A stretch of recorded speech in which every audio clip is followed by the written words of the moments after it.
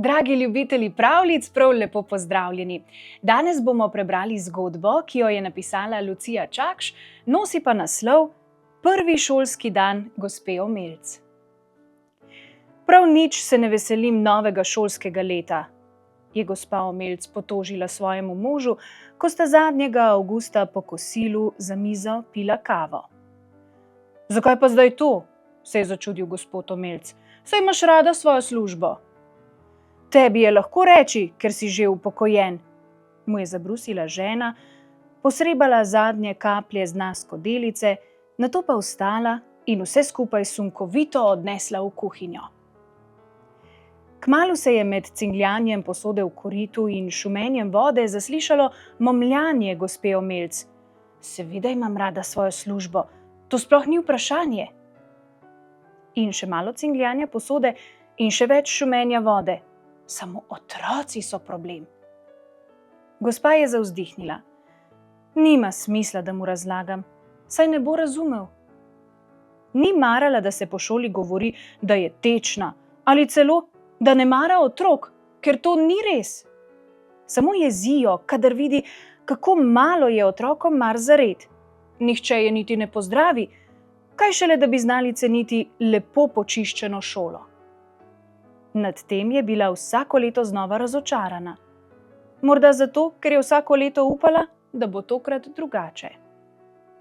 Kako naj bi vse to razložila možu, ki je takoj, ko sta opravila s posodo, sedel v fotelj, stegnil noge na pručko in izginil za ekranom tablice, polne najnovejših novic z vsega sveta.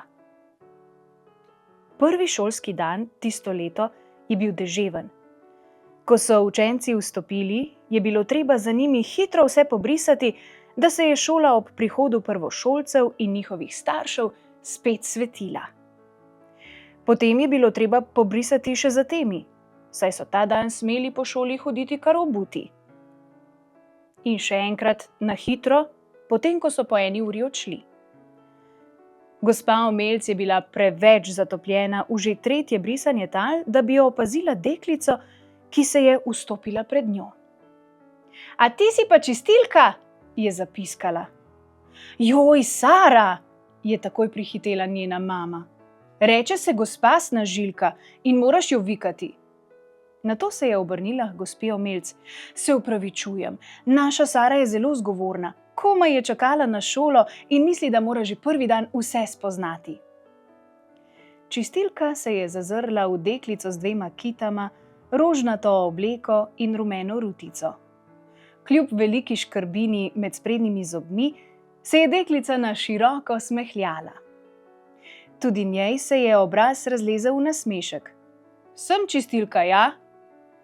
Hvala za vaš trud, gospa čistilka, je rekla deklica, se je poslovila in stekla za starši. Gospe Omelc je to polepšalo dan. Popoldne je med pomivanjem posode možu obnovila pripetljaj. Samo ne imej zdaj od nje previsokih pričakovanj, jo je posvaril, preden se je zleknil v fotelj s svojimi novicami. Gospa Omelc je nerada priznala, da ima mož verjetno prav. A že navsezgodaj naslednji dan je Sara skozi škrbaste zobe spet zažgolela. Dober dan, gospa čistilka. In naslednji dan spet. In še naslednji. Ko je nekega dne po hodniku prišla nasproti obdana s prijateljicami in jo glasno pozdravila, je ena od sošolk zašepetala. Zakaj pa pozdravljaš čistilko? A se poznata?